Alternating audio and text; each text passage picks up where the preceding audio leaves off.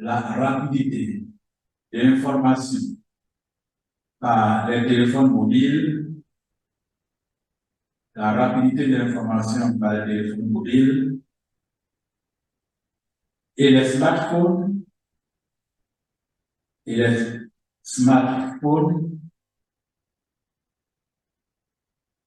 impliquent que la diplomatie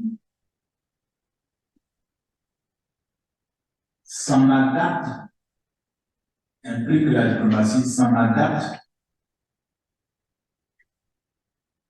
pour la prise de décision rapide si nécessaire.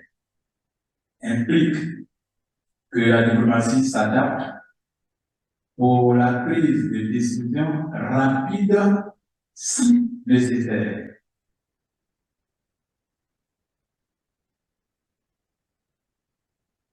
Ce qui donne du volume de travail,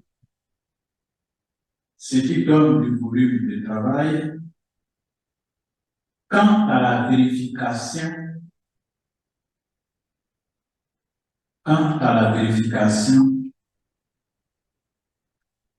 des informations.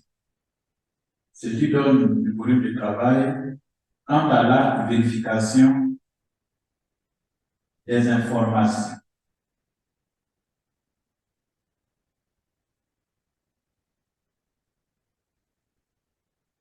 Et on retient aussi que ces nouvelles technologies,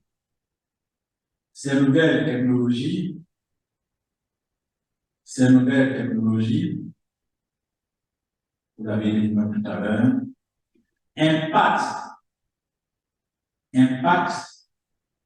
les institutions diplomatiques positivement comme négativement.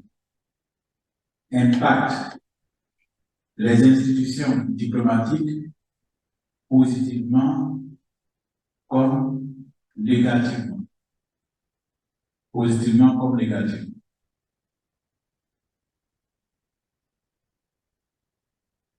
Positivement comme négativement. Elles permettent d'avoir des informations rapides.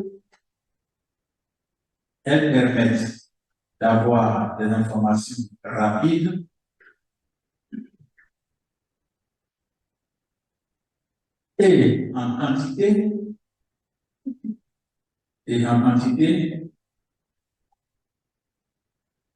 pour les prises de décision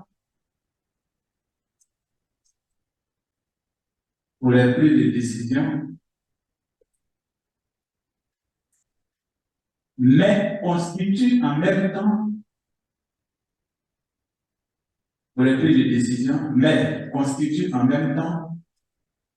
des menaces par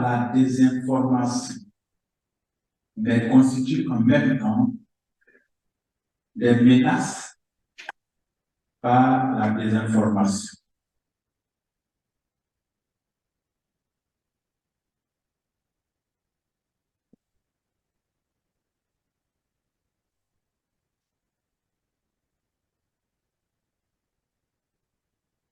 La communication permet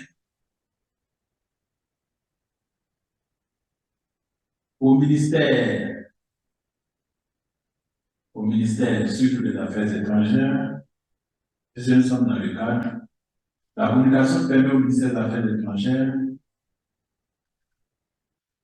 de distribuer efficacement des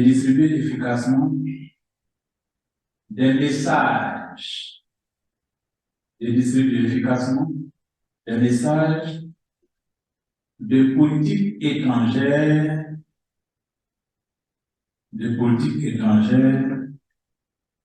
dans d'autres pays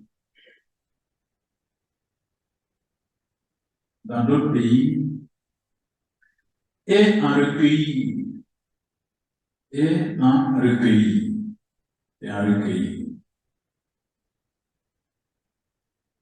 Si vous partez, on est au centre américain, si vous partez sur leur site, vous allez voir l'information qui sont données sur les États-Unis. Ça, c'est la diplomatie digitale. Voilà. Ils font leur politique, ils font leur diplomatie publique en utilisant l'Internet, en utilisant le Twitter, tout ce qu'ils utilisent pour faire passer leur message. On n'a pas forcément, il y a des données. Quand on est en train de créer une ambassade entre la Côte d'Ivoire et le pays, on va effectivement le plus souvent sur le site de ces pays, de ces ambassades, pour vérifier l'information. Est-ce qu'il y a des atouts? Donc ça aussi, ça doit vérifier. Ils écrivent à venir en Côte d'Ivoire, venir au Maroc, venir en France. Tout ça passe aussi de plus souvent sur le site de l'ambassade. Et ça, c'est grâce à la digitalisation. On met en conclusion,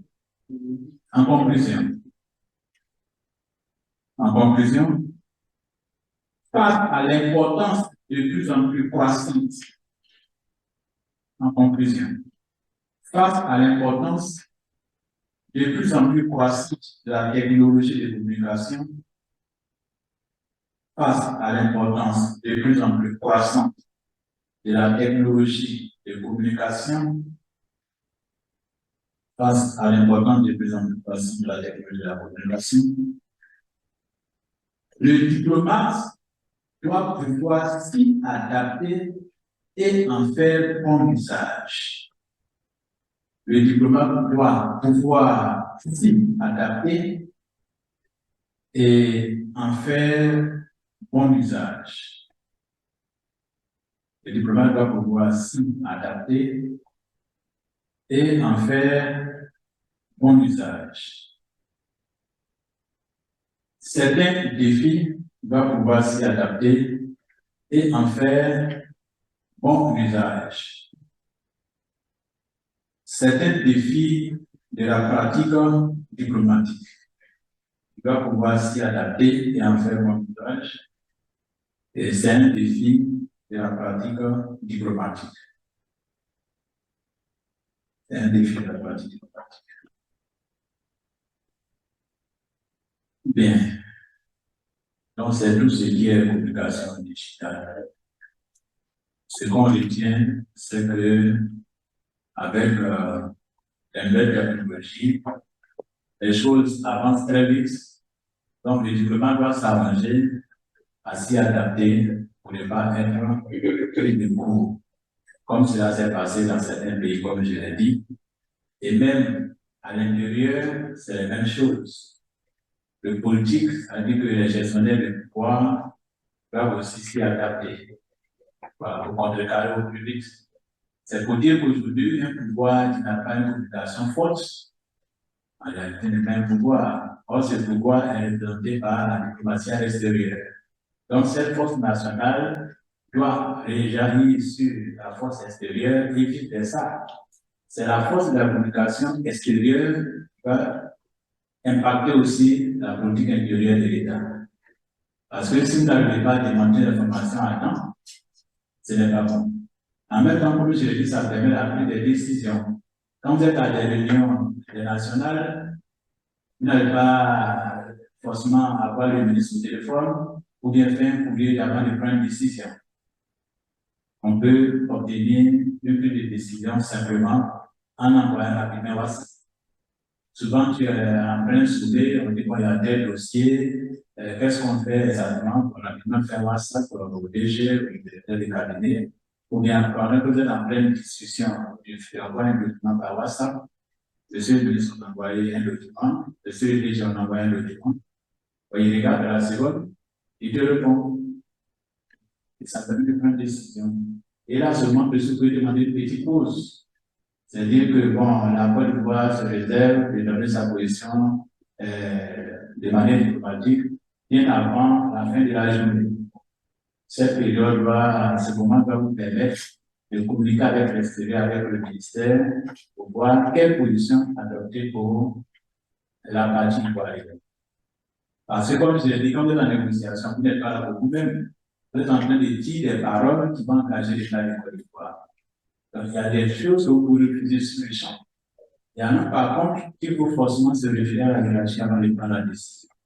Voici le centre de la diplomatie digitale. Et donc, on doit pouvoir s'en adapter. Ça sous-entend que le diplomate doit maîtriser les outils informatiques, c'est la moindre des choses. Il doit maîtriser Twitter, Facebook, il faut les connaître pour aller au public. Donc, c'est les brèves informations sur ce qu'on appelle la diplomatie. diplomatie digitale. Épouser-les du temps. Pour ne pas être dans des phasages, pour ne pas être surpris. Et c'est la même chose pour nous ici, pour votre ONG.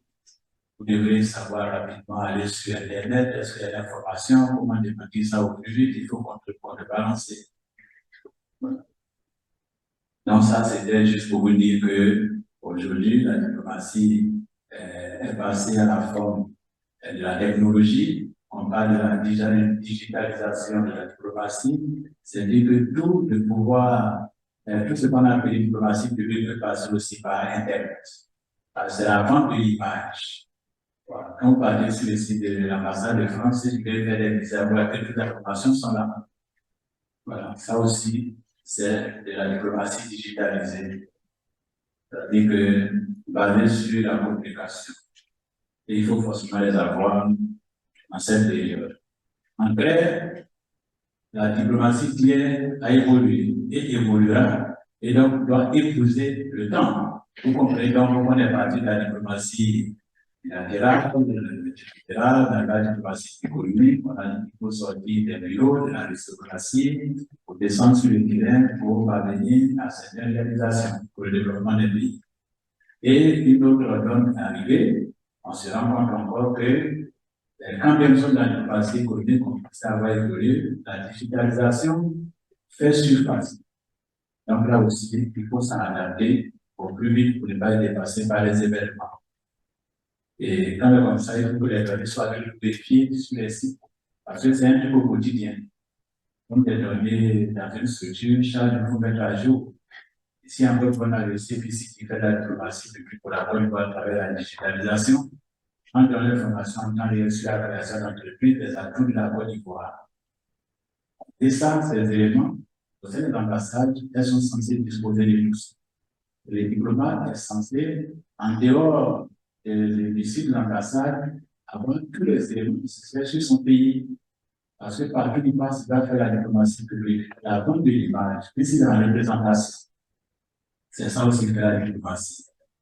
En toute circonstance, le diplomate doit prendre l'image de son pays pour qu'il soit le bien pays attrayant. C'est ce que je voulais dire juste simplement sur la situation de la diplomatie. Vous avez des questions, on va échanger là-dessus. Et puis par la suite, on va passer un peu à quelques notions de l'art pour la mémoire. Allez-y. Il dit que le diplomate, aujourd'hui, doit utiliser les gens, c'est-à-dire avec la digitalisation de la communication, on va être plutôt connecté sur les réseaux sociaux. Et moi, quand je regarde un diplomate, à lui seul, tous les canaux de communication à travers les réseaux sociaux, je ne le fais pas. Donc, je me dis que certainement, le diplomate va mettre en place un réseau de communication, un réseau d'information qui vont l'alerter pour lui permettre de ne pas réagir à temps réel. Bien, là, vous posez un peu d'organisation. Par une façon, dans une ambassade, ce n'est pas un seul diplomate qui va travailler sur cet appel. C'est un truc qui est partagé. Je prends un exemple. On peut dire qu'elle est chargée de s'occuper de tout ce qui est culture, information politique, information économique, information culturelle. Vous avez dans l'ambassade des attachés culturels, des attachés militaires. Il y a celui qui est là pour se consacrer aux menaces militaires. Il y a celui qui va suivre le volet culturel, le volet économique. Donc, dans toute ambassade, tout est organisé. Donc, juste pour dire que le travail ne va pas reposer sur une seule personne. De toute façon, c'est comme un bagage qu'on t'a déposé. Il faut soulever. Il faut soulever. Si tu ne soulèves pas, écoute, tu t'affaisses. Il faut trouver les moyens pour soulever cette compte. Dit aussi qu'il y a un défi à relever. Face à la nouvelle tâche, qu'est-ce qu'il faut faire? Il faut la réorganisation. De la même manière que lorsque nous sommes arrivés à la diplomatie économique, on a vu qu'il fallait sortir de l'aristocratie, de poser l'air du temps, en allant souhaiter, on allant chercher les marchés ailleurs. Le diplomate, il devait s'asseoir dans son bureau de noblesse. Donc, de cette même manière, nous sommes passés à la digitalisation, il faut s'adapter et trouver les moyens nécessaires pour contrer les fausses informations et profiter des bonnes informations aussi. Parce que je l'ai dit tout à l'heure, la digitalisation n'est pas aussi mauvaise que ça. Ça permet de véhiculer un message rapidement. Mais en même temps, que dans la vie, je dis chaque fois aux gens, tout ce qui est avantage, c'est inconvénient, c'est qui est inconvénient, avantage. Donc là aussi, c'est une réalité. C'est les effets néfastes de la technologie. Voilà. Aujourd'hui, on dit que le téléphone détruit nos enfants. D'accord.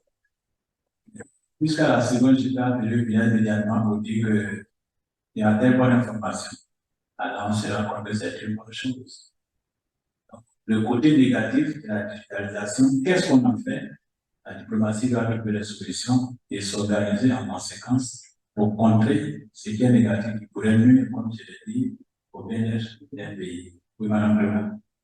C'était pour aborder dans son sens. De plus en plus en Europe, dans les ambassades, on a ce qu'on appelle le community manager, qui a pour rôle de centraliser tout ce qui est Twitter, Internet, Google, voilà. Ils sont spécialisés pour ça. Donc, le travail là pour... Non, mais dans ce cas, c'est dans mon sens que vous allez. D'accord, dans votre sens. Lui, il s'en inquiète. Il a des équipes pour ça.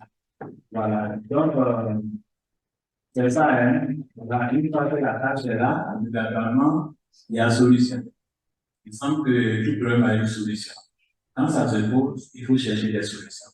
Les diplomates doivent être créatifs et puis trouver des solutions. Bien, s'il y a autre intervention, on peut prendre.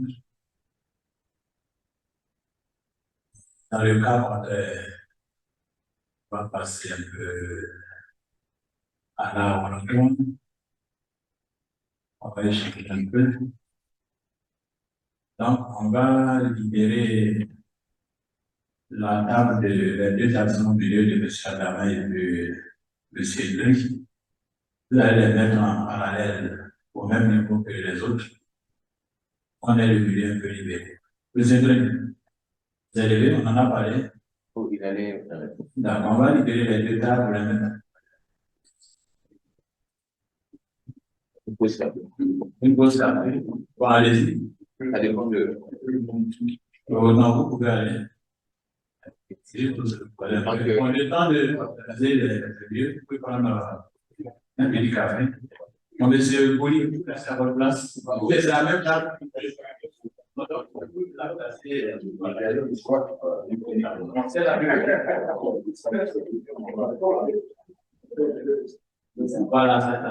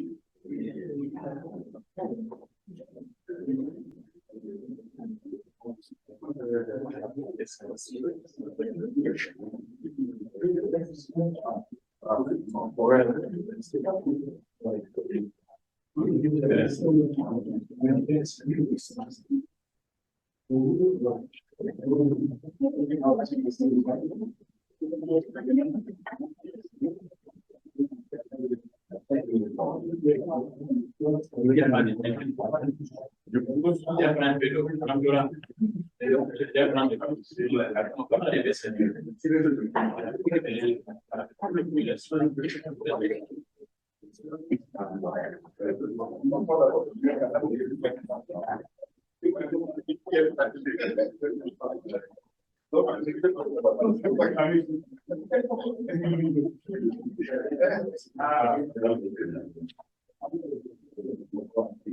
Excellent.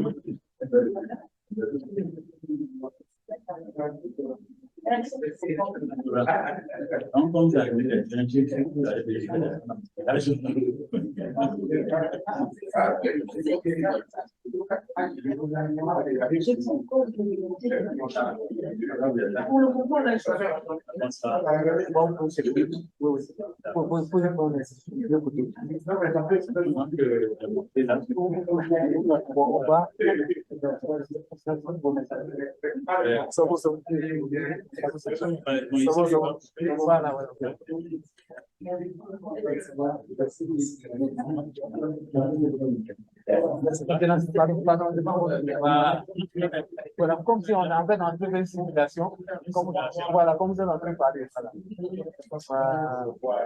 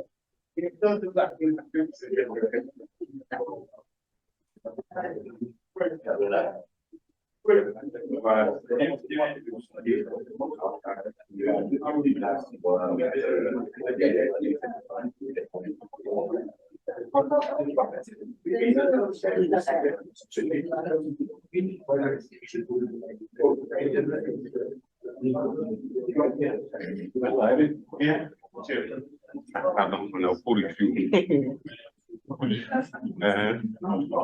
n'arrive pas à annoncer la rubrique?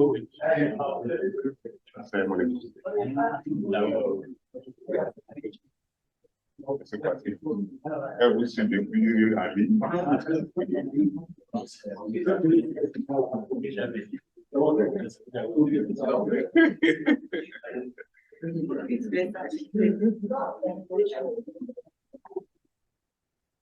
Ok, ça marche. Alors, mesdames et messieurs, nous allons répondre juste après la pause. Donc, veillez à vos rangs d'égalité et prendre vos places.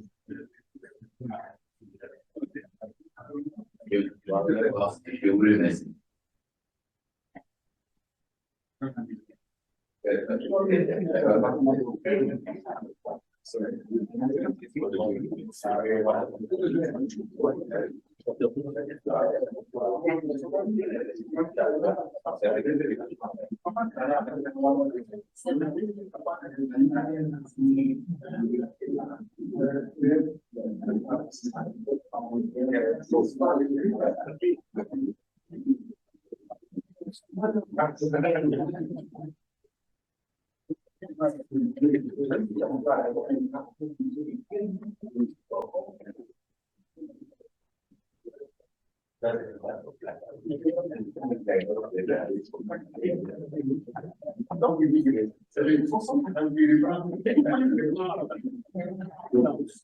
Aussi, voudrais-je annoncer que tout à la fin, on aura des séances d'interview.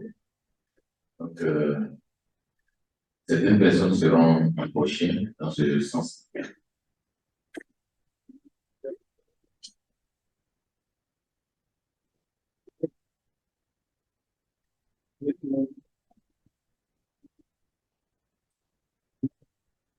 Et merci, sur, je dirais, le monsieur M. Je ne pas bien encore. C'est mon heure privée. Vous pouvez ouvrir, s'il vous plaît. Vous avez mal au pied? D'accord. Allez-y, vers le public.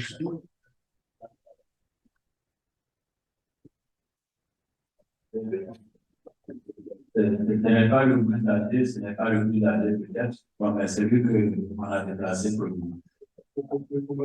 C'est pas pour qu'il soit occupé pour moi, je vais lui poser des questions qui vont le répondre.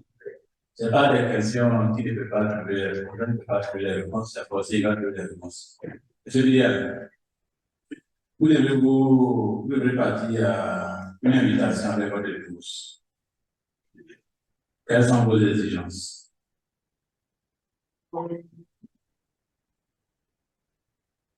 Déjà, l'invitation, il faut savoir où on se voit. C'est la première des choses. Donnez-lui le micro. Très bien ici.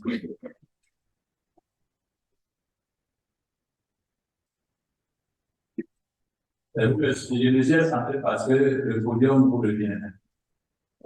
Oui. Bon, au moins, déjà, il y a le lieu. Puis, c'est un lieu. Il y a la politique vestimentaire. C'est ça. La tenue vestimentaire. Oui, sa tenue, moi-même, ma tenue aussi. Il a parlé du lieu pour et de l'événement. Oui, D'accord. on s'habille, moi, on s'habille en fonction de l'événement. De l'événement. Voilà. D'accord. Donc, si c'est un dîner, moi, il y a la tenue vestimentaire. Pour la garde de robe de Paris. Au niveau de la coiffure, je ne sais pas, mais je pense qu'il y a une coiffure appropriée. Et puis, moi-même, ça dépend de costume. Chemise blanche, avec cravate ou deux papillons. On a aussi Ok. D'accord. Et si vous devez prendre la parole pour parler au nom de super invité. Si vous avez prendre la parole, vous avez dit ça dépend du lieu. Oui. Déjà, vous aurez déjà averti, donc je prépare mon discours. Le discours sera déjà préparé. Vous allez adapter votre discours à quoi? À qui? En fonction des personnalités qui sont là. Voilà.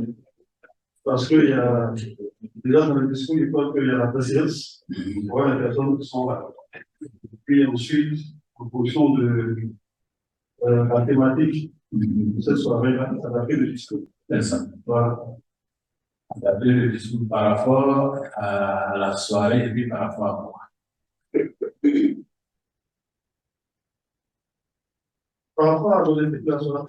Oui, et puis par rapport à quoi encore? Quelqu'un peut l'aider, hein? Il n'est pas en train de faire un examen. Je suis sûr. Oui, mais c'est Par rapport à la qualité publique. du public. C'est par rapport au niveau de l'auditoire. Quand c'est en train de l'auditoire. Effectivement, c'est ce que je voulais dire. Bien. Donc, monsieur Didier, population, merci beaucoup. Merci. Si on retient population, il a dit que sa femme doit être bien habillée, il doit être lui-même bien habillé avant de prendre la parole. Alors, après ça, c'est quoi? Comment on appelle ça? Monsieur bien habillé, madame bien habillée, la une invitation.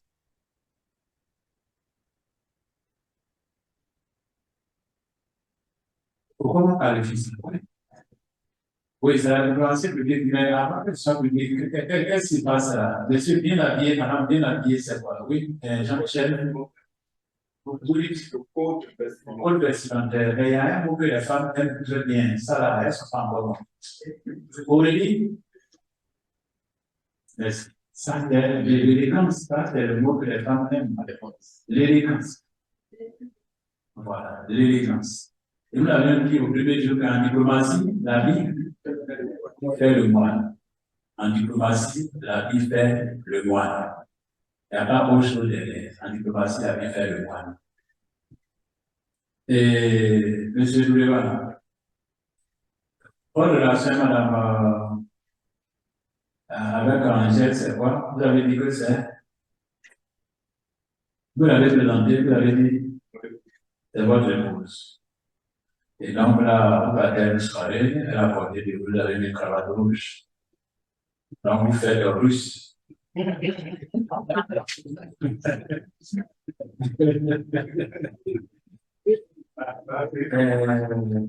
Ils ont fait de l'harmonie en même temps qu'ils ont fait russe.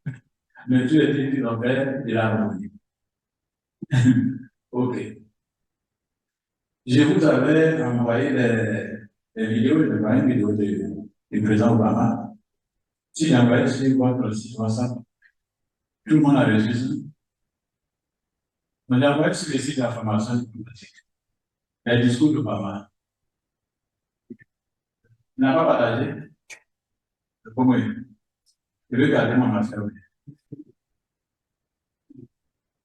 Oui, j'ai envoyé ça. Il y en a qui ont reçu ça, non?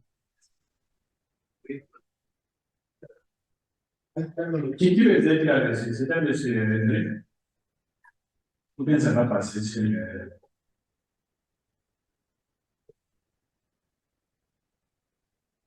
Oui.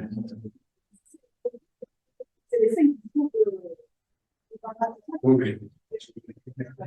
Ça il peut passer là. Bien, donc, avant qu'il ne passe, on a dit que en diplomatie, non, la vie fait le moine.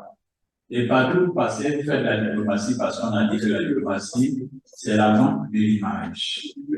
Et cette image que Mme Macré va véhiculer, on a dit le premier jour, ça fera respect pour son mari. Ce que son mari fera du respect pour elle. Et ça dépend de où ils sont. Qu'est-ce qu'ils sont bons, y faire. Et c'est très important. Que ce soit en invitation, que ce soit en négociation, tout est important. J'ai vu la activité qu'ils ont porté du rouge. Ça fait Russie. Et en diplomatie, si on était en négociation avec la Russie, ce rouge-là n'était pas adapté. Parce que en tant qu'Ivoirien, la Russie qui a la couleur rouge et camoufle l'image de la Côte d'Ivoire pour porter le même rouge que la Russie, l'adversaire en termes de négociation. Soit il va avoir une autre couleur qui ne sera pas peut-être votre drapeau forcément, mais pas la couleur de l'adversaire en Guinée. Là, ça ne parle pas. Il ne faut pas lui faire la place. En ce moment, c'est des négociations, des échanges, chacun est en train de vendre son pays. Et puis tu prends la cravate rouge de l'adversaire. Ça ne fait pas bien, ça ne fait pas image pour notre pays. Mais pour là où la loi va faire tout à l'heure, ça n'a rien à voir avec eux.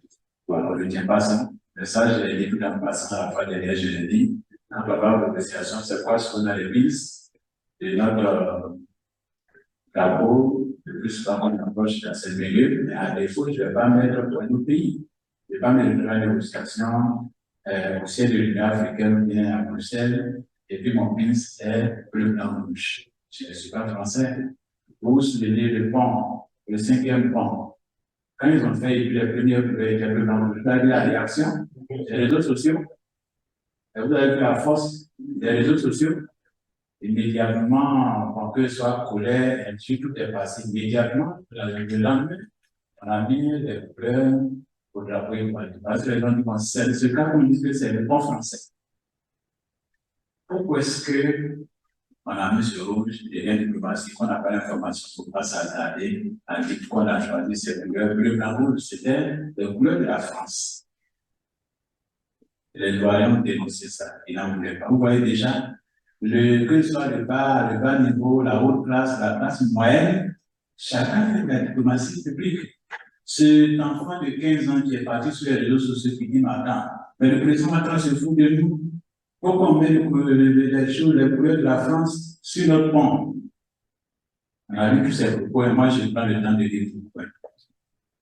Immédiatement, les dirigeants écoutaient le peuple, le lendemain, ont changé toutes ces couleurs en orange, même vers les je crois. Ils ont enlevé la couleur française. C'est-à-dire que ça le peuple, la haute classe, la classe moyenne, chacun peut prendre l'image de son pays. Et effectivement, j'ai regardé. En même temps, ça devient le coup combien de faire la force des critiques, des dénonciations. Les gens ont dénoncé immédiatement sur les réseaux sociaux, le gouvernement a réagi en changeant les couleurs de ce point. Les balais, ça change, on ne voit plus le blanc rouge là-bas. Les images que je vois là, c'est le blanc rouge, c'est plus un pont français. Et qu'on nous dit ici, c'est la France qui a construit ce pont. Donc, comme ça, pas la France, c'est pas la France qui a construit, rapidement, on a changé les couleurs du pont. Bien. Tout ça sont des parenthèses. Et en train de chercher notre image, en attendant tout ce qu'on peut dire, c'est telle dame de la telle dame là où la droite, il y a plusieurs écoles. Il y a plusieurs écoles. Quelqu'un dira que non, nous on préfère que ce soit comme ça. I stand here knowing that my story is part of the larger American story, that I owe a debt to all of those who came before me, and that dans les instances, ce qui est plus formel, ce qui est plus beau à voir, ce qui cadre avec le cours qu'on est en train de faire.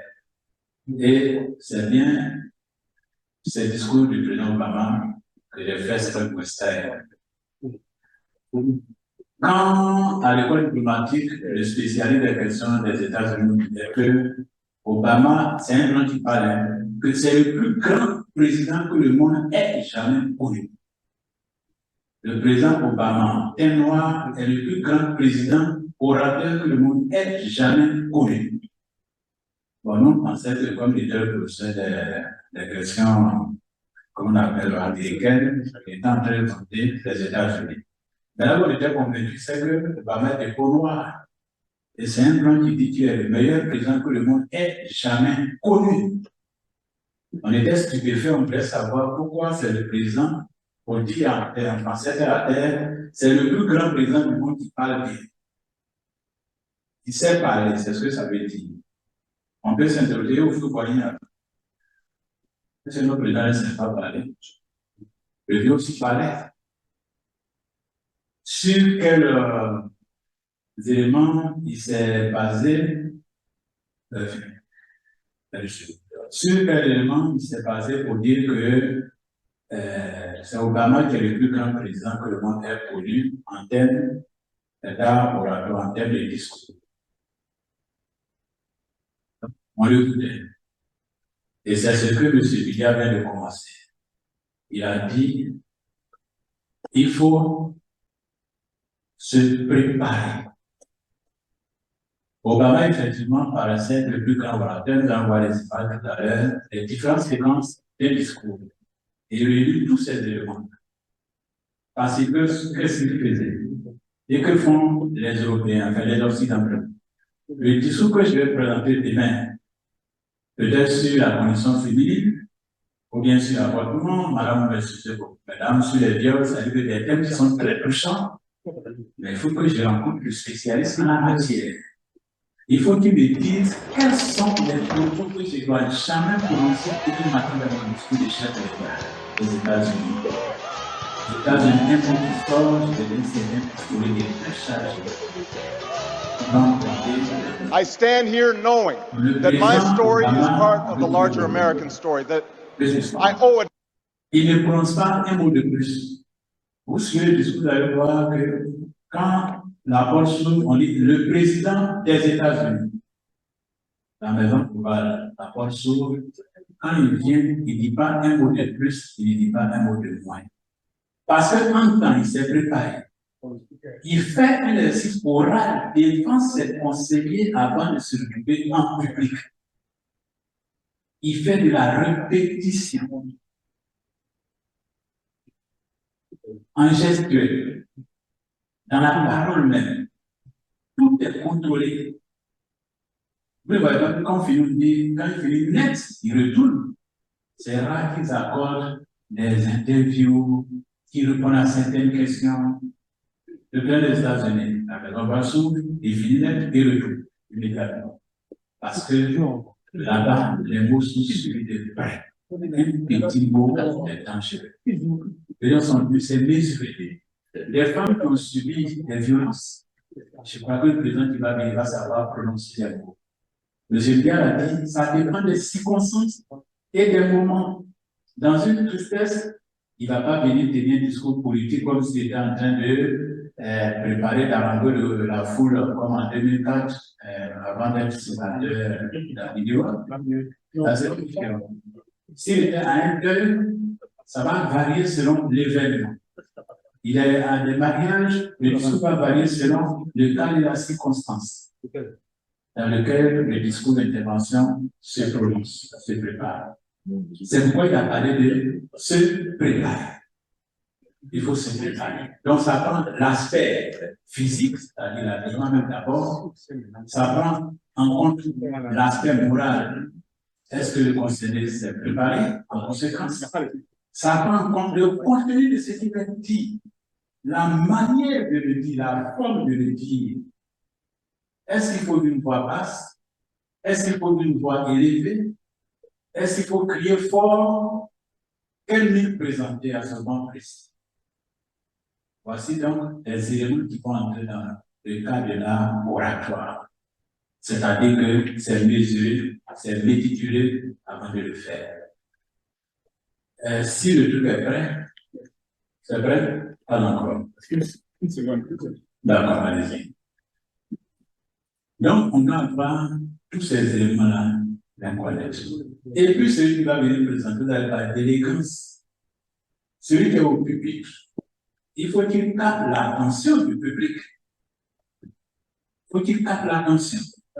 Quand on va à des négociations, c'est accompagné par des dames. Souvent aussi, ce n'est pas fortuit. Sa présence annonce certaines choses. Je l'ai dit le premier jour, c'est la diplomatie publique. Ce que vous pouvez obtenir à distance, enfin, ce que vous refusez à distance, en étant devant le négociateur. I stand here knowing that my story is part of the larger American story, that I owe a debt to all of those who came before me, and that in no other country on earth is my story even possible.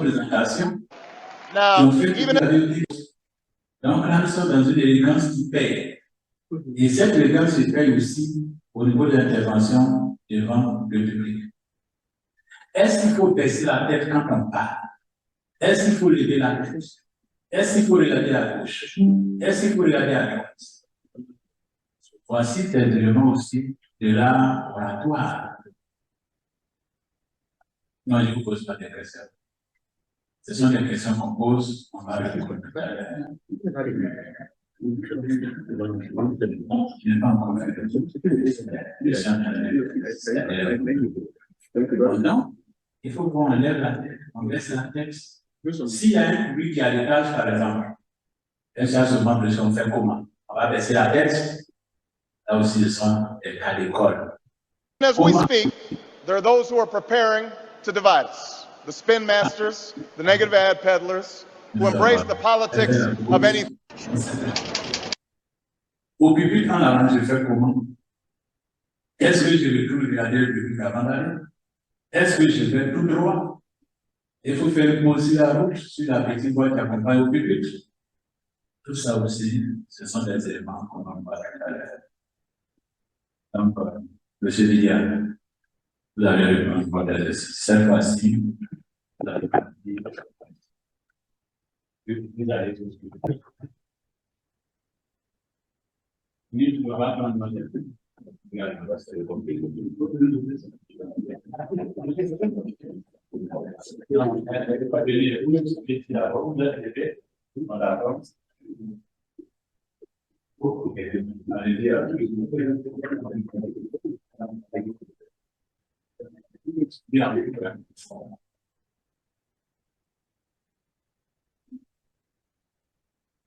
malgré son attention sur le fait qu'il n'a pas fait on arrête donc là d'abord de se dire. Voilà. Lorsqu'on vient s'asseoir, donc, on va ouvrir la veste pour se sentir à l'aise quand on est assis. Lorsqu'on parle devant le public, on s'en va au public, il faut fermer la veste. C'est ce que le voisin, monsieur De lui a dit, il lui a fait signe qu'il n'a pas fermé la veste. Pourquoi fermer? Fermer d'abord parce que l'intervenant qui est devant le public, tout le monde te regarde.